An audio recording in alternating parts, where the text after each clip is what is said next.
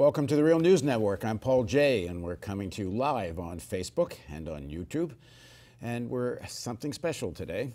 On Thursday, it was announced that Senator Nina Turner will be the new head of the organization Our Revolution. That's the group that came out of the Bernie Sanders campaign. And we're going to be live with Nina. I'm going to ask her a few questions, and then we'll be taking some questions. If you can do it in the comments section on Facebook or YouTube. You can also email us at contact@therealnews.com, but I think using Facebook and YouTube comments are probably better, and probably Facebook is the easiest for us. So without further ado, now joining us from Washington, D.C. is Senator Nina Turner. She's a former Ohio State Senator. She was a prominent surrogate for Bernie Sanders in the 2016 presidential primary. She's the host of the Nina Turner Show on the Real News Network. And she, as I said, she's just been appointed president of Our Revolution. Thanks very much for joining us, Senator Turner. My pleasure, Paul J. So you've been on the board of Our Revolution, so this isn't like an entirely new thing for you. But now that you're president, you're in charge. Is this going to change in any way the priorities of Our Revolution? How will your presidency make Our Revolution different? Well, our priorities are, baked in. I mean, certainly, as you noted, we are really born from the candidacy of Senator Bernie Sanders, who had the courage and the conviction to be the man in the arena to challenge the establishment or the status quo. But, we stand up fighting for progressive causes, i.e., and I know the environment is a very big deal for you and many Americans. But the environment is one of those things dealing with immigration reform, social justice, criminal justice, income and wealth inequality, and many others. And so what my presidency will do will continue to build on the great work that happened before I took this seat, because you're absolutely right. I've been a board member since the inception of Our Revolution. So it's just really taking it to the next level. And I definitely want to give props to Jeff Weaver, who was the first president of Our Revolution. He took this on because Senator Sanders asked him to do it. And certainly under his leadership, Our Revolution has grown tremendously. We have hundreds of affiliates across the country. We're in every state except for one, and I'm going to get that one state. So we're in 49 states. But which one is that? We're also in Puerto Rico. Dang, Paul J, I knew you were going to ask me that. It's North Dakota. So I'm North Dakota, I'm coming.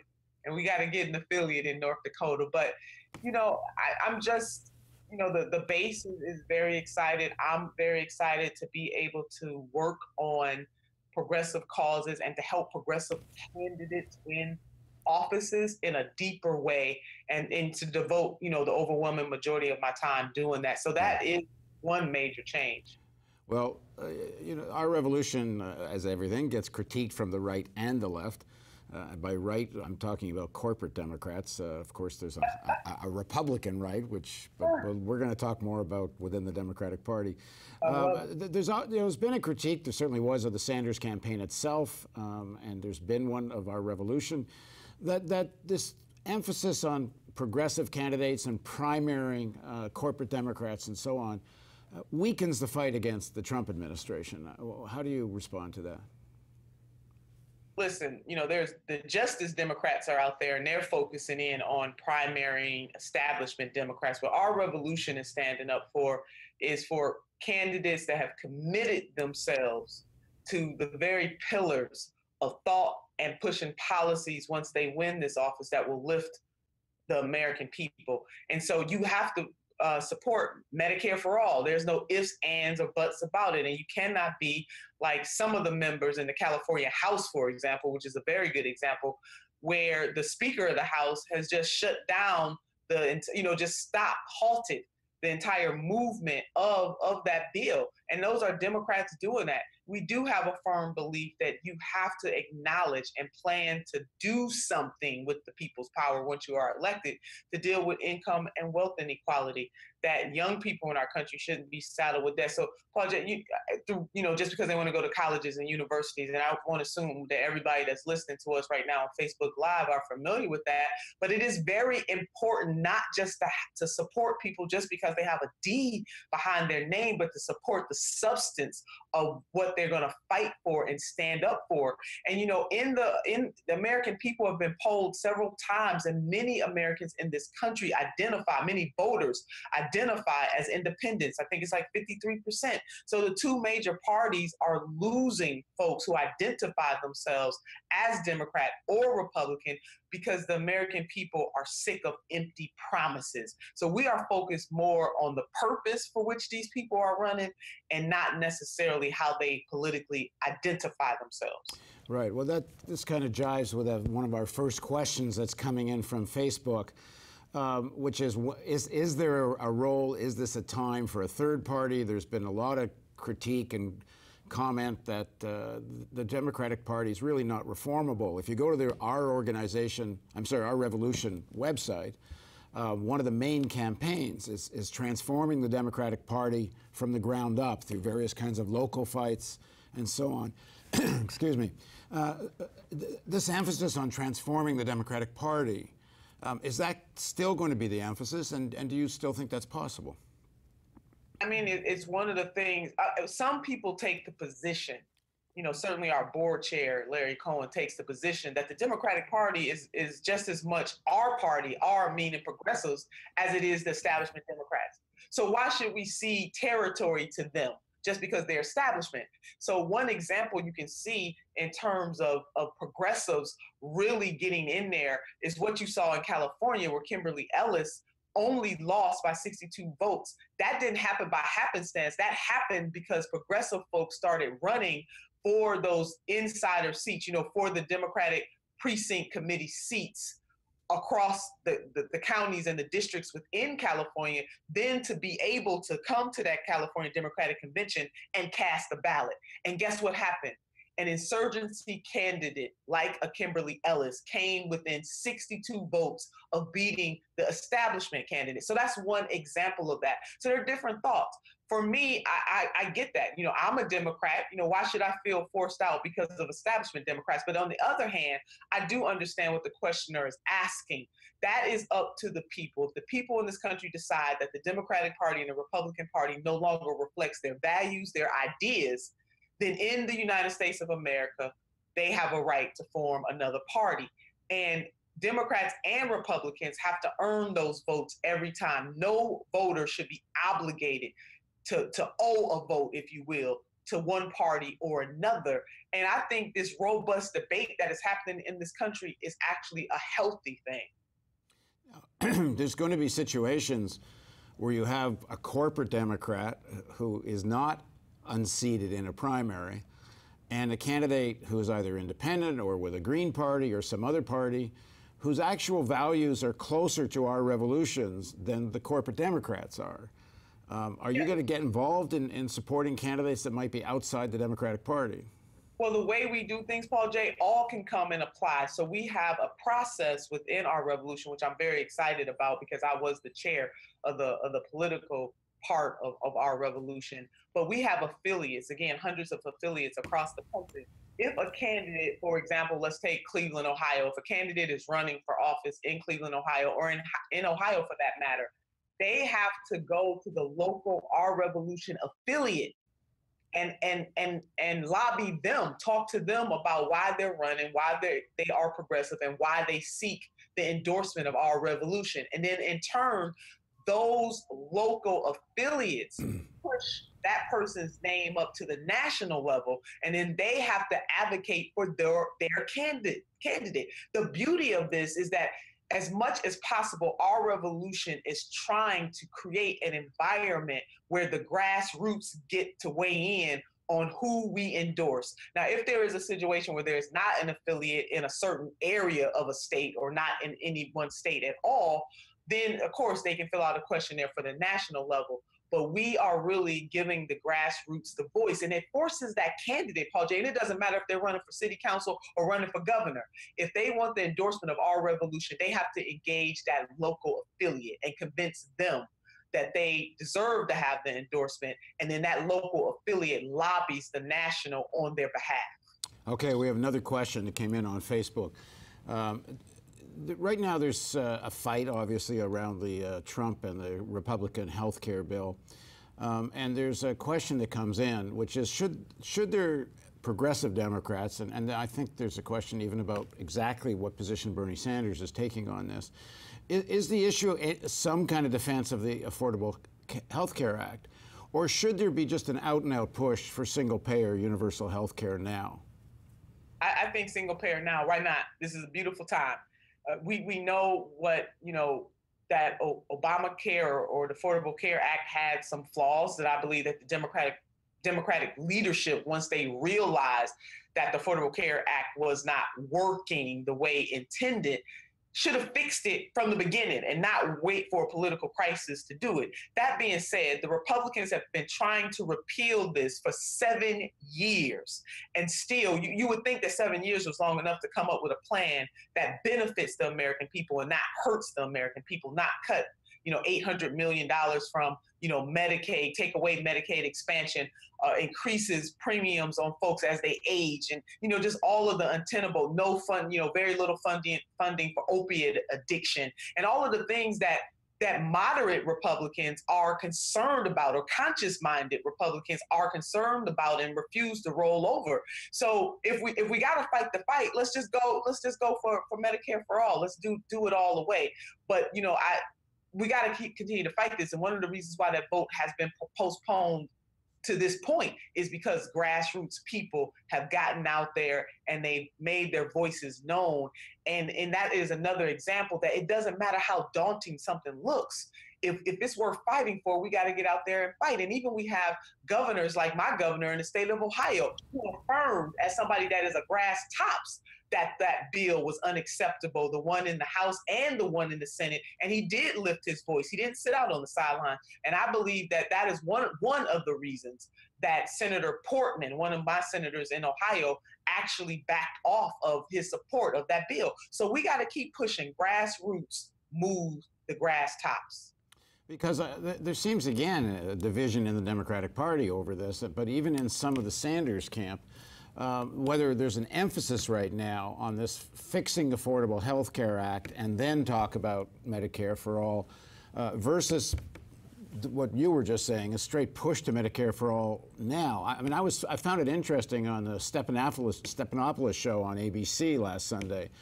Stephanopoulos was a Clinton ally, certainly, and one of his regular panelists, his last name is Dowd, I think, I forget his first name. Both were saying the longer this conversation goes on, the closer it gets to everybody realizing the only solution is a single-payer healthcare system. And I thought, if they're coming to that conclusion, why would anybody start trying to fix the Affordable Health Care Act and not take advantage of this moment? I mean, since we have the opportunity, but so many of our elected officials in the Congress, and it's unfortunate, Democrat and Republicans are controlled. Their decisions that they make are controlled by the lobbyists that give them money to fund their campaigns. So they're not controlled by the wishes of their voters or even the will of the people globally. They're controlled by the donor class, which is why we have to do something about this unseemly amounts of concentrated money in politics, where if you're a corporation or you're wealthy, you get more voice. And it's not to say that all corporations are bad, Paul J., because I know sometimes when we're talking in sound bites and you're just stating your point, that we kind of make a general statement. So I want to qualify that. And it doesn't mean that all people who have enormous amounts of wealth are bad and don't have a consciousness. But when you look at this in a holistic way, it is quite true that the donor class have the ultimate control over elected officials versus the voices of the people. And to me, not only is that undemocratic, it is also immoral, and we have to fight against that. California is another great example of that. Democrats control everything. And we want to talk about the national platform that was progressive. Yeah, it's progressive, but what elected leaders within the Democratic Party are going to stand up and fight for those progressive values through policy? We had a very great opportunity in California to do it, but the Speaker of the House, who is a Democrat, stopped it. And if you go and look at the amount of money that he has received from that industry, maybe that has something to do with it. So we have to fight for the 28th Amendment to the Constitution. We have to. A question that comes in from Kai Matthew. What can be learned from the Corbyn not election victory, but almost election victory in the United Kingdom, something nobody expected just a month or two ago. What is that? Does that have any lessons for American politics? Absolutely, that you can run as a progressive and speak absolute truth to power and shake things up, and not and he had more than a moral victory, right? He came very, very close. But the things that he was fighting for are very similar to the things that Senator Sanders is fighting for in this country, and other people. You know, Senator Sanders is the symbol of all of this because he had the courage to get out there and challenge the status quo. But we know the belief that government can do more and has an obligation to invest the people's money in a way that lifts the people, whether that's universal health care, whether that's trying to ameliorate some of the burden on our students when it comes to their student debt, whether that's believing that infrastructure should be first and foremost on the list, or maybe not first, but definitely on the list, whether it's really pushing that the environment, that we cannot sustain, that human beings are making Mother Earth sick in a way that impacts us and generations yet unborn. So yes, there is a world push, Paul J, and I know you agree with this. It is a world push. This is not just happening in the United States of America, but there's this sense right now is the time for everyday, ordinary people to rise up and make demands of the people who they elected to be their leaders, so that they implement policies that have real positive, transformative impacts on the people that they serve. As a question from me, we've caught some flack, but I think you've caught even bigger flack. You've talked about on the Real News, but also on CNN, that you think this sort of obsession on Russiagate and such is a distraction for some of the more serious issues. What's your thinking on that now, and how does that affect what you're going to be, how you talk in terms of your new position? Yeah, Paul, listen, I'm going to continue to believe that we have to investigate, you know, and let the chips fall where they may. I've always said that, but people hear what they want to hear. We have the Judiciary Committee, the Intelligence Committee. We have a former FBI director, Mueller, on the case right now in terms of special counsel. Let the chips fall where they may. If there's collusion, or if there are people who violated the law in the United States of America, then let's do something about that. Let's fix our election system in a way that no one can penetrate the devices that we use, because Americans do have to have confidence in our election system, that it works and that it can't be tainted. All of that stuff is very important. But what I will continue to say, that at the same time, we have sets of people who should deal with that, both now and into the future. We also need another set of people who are really going to focus on the domestic needs in this country. And I don't think that that is too much to ask. And the fact that we're drilling this story over and over again at nauseum, it's not even like we're informing people necessarily anymore. You hear it 24 hours, 7 days a week. It's almost like brainwashing in my mind. But they won't put those same efforts to being just as outraged that our sisters and brothers in Flint still have dirty water 3.5 years later. That, as you know, Paul, when we were at the People Summit, we got a chance to talk to a young lady from West Virginia. We have a show. I hope that our viewers will go and look at that again, where you have Kachina Mooney from West Virginia, who told stories about certain parts of West Virginia where they don't have clean water, and they certainly don't have internet connectivity. So we have some real domestic issues in this country. We can do both. But under no circumstances am I saying, let this go. What I am saying is let's focus in on both. And I want to see elected officials just as outraged about the injustices that are happening in this country as they are about Russiagate. And I have yet to see that. Well, we only have about 4 or 5 minutes left because I know you have to leave. We're going to, in future... You kicking me out, Paul J? Oh, I'm not. I'm trying to respect you telling me you have to go. You got more time? We can go till 12:15. Okay, well, that's cool then. But I have a foreign policy issue. I know you just talked about the importance of focusing on domestic issues, and of course, when we do. But there's a very serious situation developing in the Middle East right now. Trump is this alliance with Saudi Arabia, attack on Qatar. Mostly it seems to be because they're not going along with this attempt to build a front against Iran.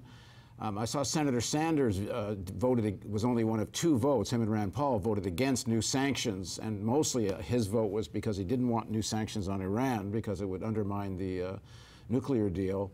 A very dangerous situation, a massive new military buildup. Apparently Congress is going to add maybe $10 to $20 billion on top of what Trump asked for in the military budget. He wanted to add another $54 billion, and apparently it could go to 64, even 70. Is what Congress is looking at. In terms of our revolutions work, it's been very domestically focused, but given what I think is a real threat of war, should that not be more also a priority? Let's put it that way. I mean, we can discuss those things. I mean, our revolution has a very specific focus, and if the board decides that that's something that they want to focus on, then let's do it. But we are dealing with, and the points that you are raising are not talked about very much. I mean, some of that airtime could be given to those issues that you just raised that's being given to talking about Russia all day. So I will put that out there. But in terms of our revolution, we are there to support progressive candidates and progressive issues, to lift the grassroots, to remind them that they still have the power. Now, that doesn't mean that some other group might not take up foreign policy issues as their major focus. And it is not to say that that will never, ever be a focus of our revolution. But I just believe that for such a long time, even from going from, President Bush's administration, that we have been in conflict for a very long time in this country, almost 20 years in this country, and that the American people need some relief, and we're not getting it on domestic issues. And that's not to say that all of the things that are happening across the world definitely affect us, impact us, and we have to be cognizant of those things. But there are other groups that are pushing harder on issues of war, other groups that are pushing, harder, for example, where they might be singularly focused on the environment.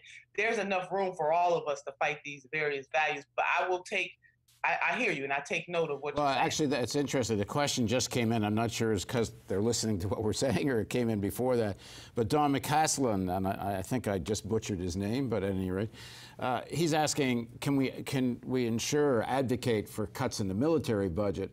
I'll give you a quick example. There's a new aircraft carrier that's being delivered, the first one of the Ford-class aircraft carriers, $13 billion per ship. They're planning to do 10 of them. This issue of cutting the military budget is not just a foreign policy issue. It's very much a domestic issue because they're constantly screaming there's no money, and they're going after, social safety net, Medicaid, and so on, and increasing the amount of money on the military. That's right. That's the nexus. I mean, you took the words right out of my mouth. Absolutely. It impacts. So how we invest our tax dollars, where we put our tax dollars. I always tell folks, follow the money. As somebody that was a member of the Senate, when that budget came out, it was important because when you look at the budget, you know what the priorities are of any given administration. You know what the priorities are of any member of a Congress or a state legislature or even city council. So we have to follow the money. But you're absolutely right, and certainly point well taken. And the more that we can make those connections to show how what we spend in one place, i.e., did you say $13 billion? $13 billion per ship. Per ship. And they're planning 10 of them.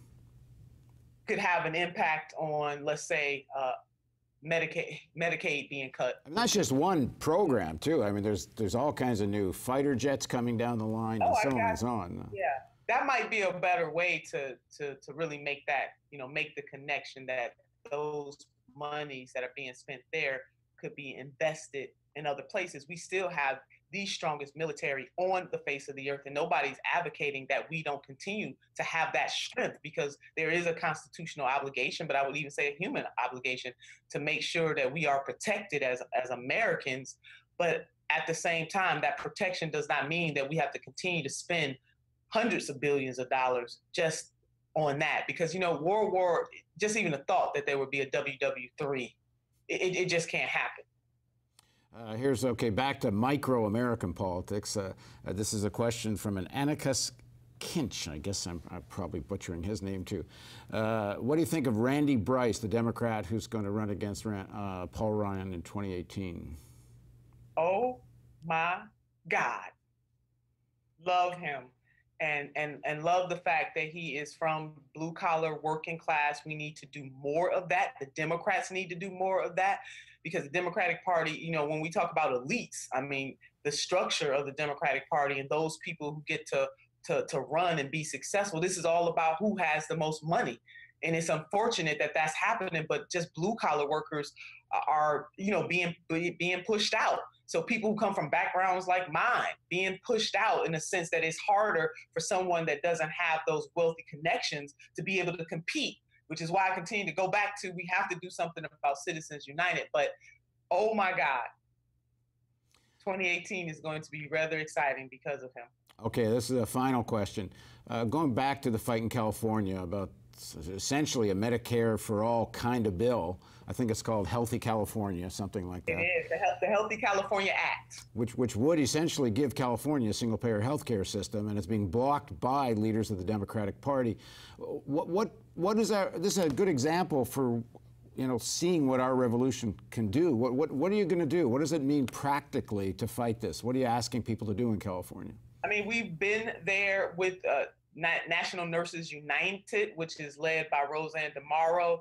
And we know that the nurses have been such a force in California, across the country, but particularly in California, because that opportunity is there. It is because of their push that the California Senate would actually pass that bill out of their chamber. I was there as a member of our revolution, you know, pushing. We've done thousands of calls into California. We've talked to our local organizing.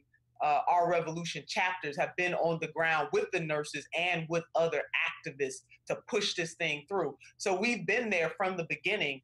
So, and that is why that moved from the Senate to the House, but it is unfortunate that the Speaker of the House has blocked it.